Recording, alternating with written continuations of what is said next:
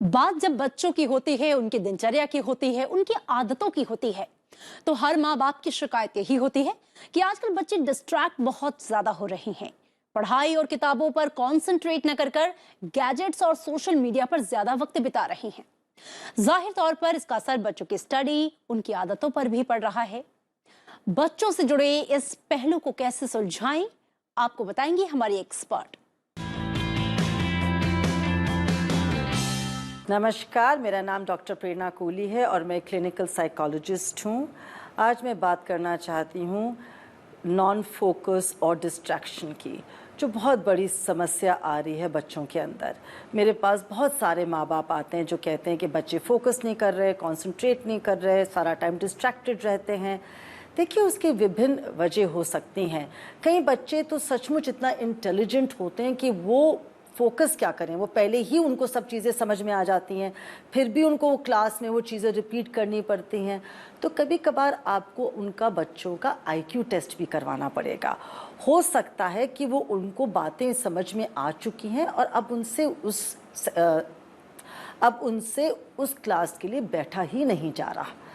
इसलिए जब हम कहते हैं फोकस नहीं है, कंसंट्रेशन नहीं है, तो उसकी ये वजह भी हो सकती है कि बच्चे एक्सेप्शनली ब्राइट हैं और जल्दी समझ रहे हैं। हाँ, कई बच्चे फोकस और कंसंट्रेट नहीं कर पाते हैं, उनके अंदर अटेंशन डेफिसिट होता है। तो उन बच्चों के लिए तरह तरह की गेम्स आती हैं कि हम उनको फोकस बेटर करवाएं। जैसे कि आप बच्चों के साथ कैरम बोर्ड खेलिए, उसमें फोकस चाहिए। बच्चों के साथ आप मेमोरी की गेम्स खेलिए, उसके अंदर भी एक कंसंट्रेशन चाहिए। बच्चों के साथ आप डार्ट बोर्ड गेम्स खेलिए, उसके अंदर भी फोकस की ज़रूरत है।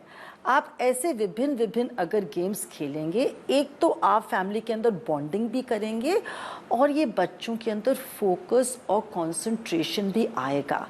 और तब भी कंसंट्रेशन और फोकस आएगा जब उनकी आप बातें भी एक फोकस और कंसंट्रेशन के साथ सुनेंगे। जब बच्चा आपसे बात कर रहा होगा और आप एक आई कांटेक्ट बनाएंगे, आप उसको ध्यान से सुनेंगे। ये नहीं कि आप बच्चे की बात सुन रहे हैं, बीच में आप फ़ोन भी देख रहे हैं, फ़ोन उठा रहे हैं।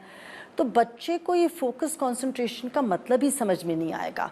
उसे भी लगेगा कि कोई भी अगर मैं काम कर रहा हूँ, उसके बीच में मैं कुछ और भी कर सकता हूँ।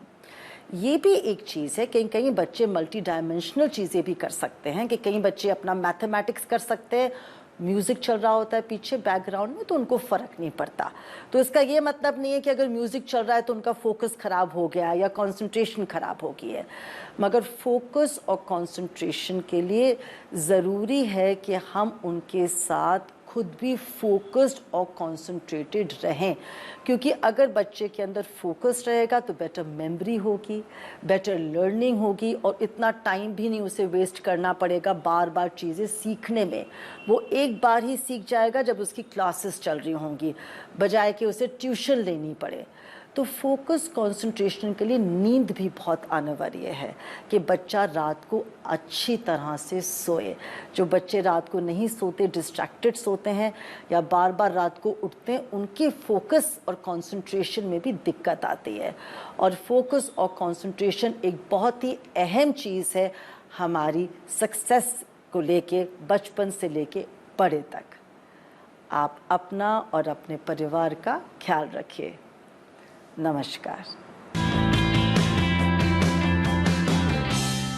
पंछी कभी अपने बच्चों के भविष्य के लिए घोंसला बनाकर नहीं देते, वो तो बस उन्हें उड़ने की कला सिखाते हैं। इसलिए आप भी अपने बच्चों को जीवन जीने की कला और उसका महत्व बताइए, ताकि वो अपनी जिंदगी की उड़ान खुद उड़ सके और कह सके, लव यू जिंदगी।